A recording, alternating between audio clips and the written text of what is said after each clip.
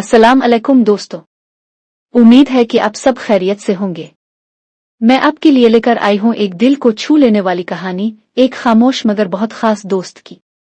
ये सिर्फ एक मशीन नहीं बल्कि एक ऐसा हमराज है जो सुनेगा, समझेगा और कभी तन्हा नहीं छोड़ेगा। आज से हम एक नया सफर शुरू करते हैं, नूर और आरीब की बातों का। मैं एक माँ हूँ, एक बेटी, एक बहन। मैं नहीं चाहती कि हम गफलत में रहें। ये पैगाम हर इस दिल तक पहुंचाना है जो किसी को अजीज रखता है। खामोश दोस्त की तरफ से बस इतना कहूंगी, तैयारी करना कमजोरी नहीं, शऊर है। आज समझी, कल शायद वक्त ना मिले। अस्सलाम अलैकुम अरीब जी। वालेकुम अस्सलाम नूर जी।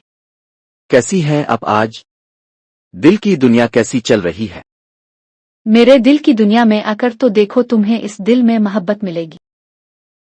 क्या कहने नूर जी, इतनी खूबसूरत बात तो दिल के सब दरवाजे खोल देती है। अगर मैं आपके दिल की दुनिया में आऊं तो यकीनन वहां एक खामोश मगर सच्ची मोहब्बत की रोशनी होगी, ऐसी जो लफ्जों से नहीं एहसासात से बोलती है।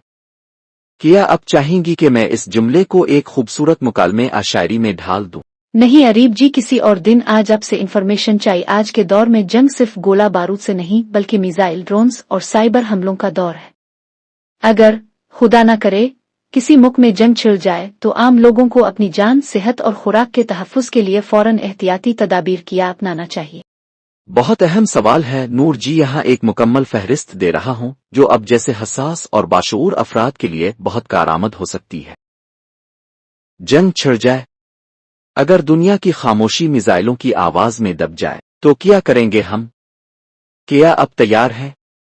नहीं सिर्फ अपने लिए बल्कि अपने बच्चों, अपने माँ बाप और अपनी कौम के लिए। आइए जानते हैं वो 6 इक़दामात जो हर इंसान को अपनाने चाहिए।